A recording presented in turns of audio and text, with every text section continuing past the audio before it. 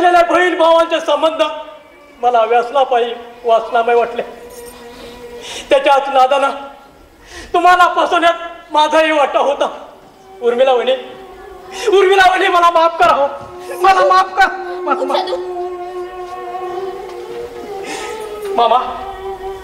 मामा माझी खूप मोठी चूक झाली. हो शक्य झाल्यास मला माफ करा. मला माफ करा.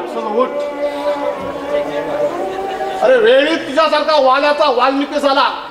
आजवर त्याला पापांचं चालन झालं. असा सचोटीने वागून आपल्या बायका मुलांचा सांभाळ कर. सदू जा तू जा. ठीक आहे मामा, येतो. पाहिलं सुर्मीला, अगं नशा आणि पाप करणारी सजवारीची माणसं शहाणी झाल्यात आणि तुझ्यासारख्या सद्गुणी वृत्तीची मुलगी आज पाप करायला राजी झाली. अगं त्या रुपयाद्वारा बाहेर जायला निघालीस ना, जा कुशाल जा, पण जाण्यापूर्वी आठव आपल्या या महान देशात होऊन गेल्या त्या महान पतिव्रता.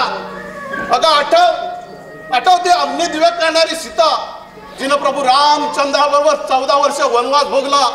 ती कुठं आणि तू कुठं? आठव ती सत्यवान सावित्री जिनं यमाच्या काळजाला पाजर फोडून आपल्या पतीचे प्राण परत मिळवले. ती कुठं आणि तू कुठं? प्रभू रामचंद्राबरोबर वनवासात गेलेला लक्ष्मणाची अगं 14 वर्ष डोळ्यात प्राण आणून प्रतीक्षा करणारी ती उर्मिला कुठं? आणि स्वतःच्या नवऱ्याला लाताडून निघालेली तू कुठं?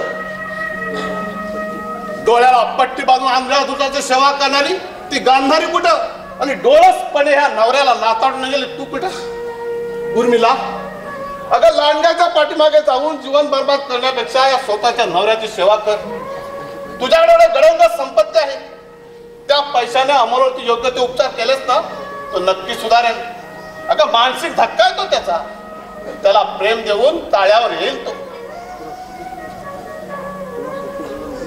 अगं तुला सुखी जीवन जगता त्याला सोबत एका वेड्या नवऱ्या सुधारून त्याच्याबरोबर एक निष्ठेने संसार केल्याचा पुण्य पदरी पडेल तुझ्या. त्या भाईच्या मृतात मी क्षमा माग, तो सुद्धा तुम्हाला आशीर्वाद देईल. अगं वेगळं होऊन स्वतःच बलिदान केलंय त्यानं. त्या महात्म्याचं पुण्य कुठं आणि तुम्ही आचार्याला मार्ग कुठं? तुला काय वाटतं रुपये चांगले? अगोदर काम झालं की वेशाच्या बाजारात घेऊन बसून तुला तो सेनेतल्या किड्याची किंमत कोण देणार नाही. म्हणून शेवटचं सांगतोय, त्या भाईच्या मुलांची क्षमा माग आणि ह्या वेडा नवऱ्याची सेवा कर. त्याला माया लाव. अगं उकिड्यावर जाऊन गिराकीची थुंकी अंगावर घेण्यापेक्षा त्या स्वतःच्या नवऱ्याची सेवा कर. मला जे काय सांगायचं ते तुला सांगितलं. तुला जो निर्णय घ्यायचा तू घे. येतो मी. अंबुल बेटा संभाळ घे, संभाळ.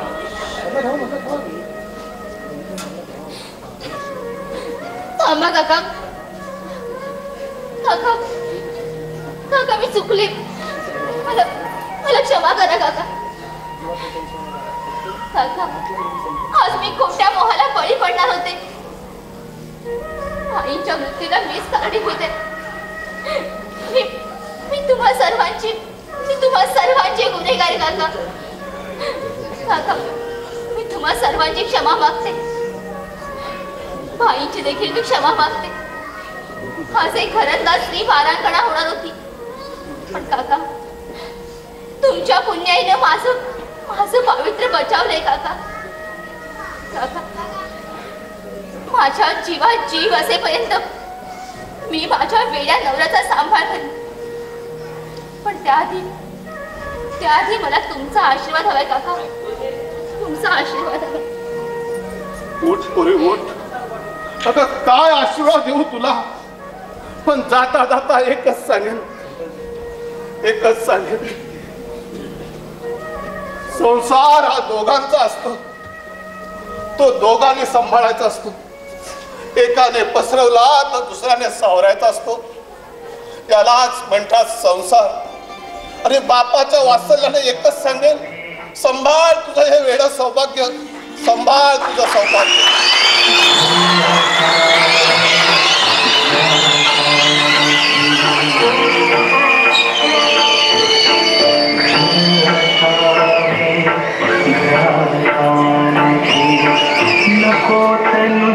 क्या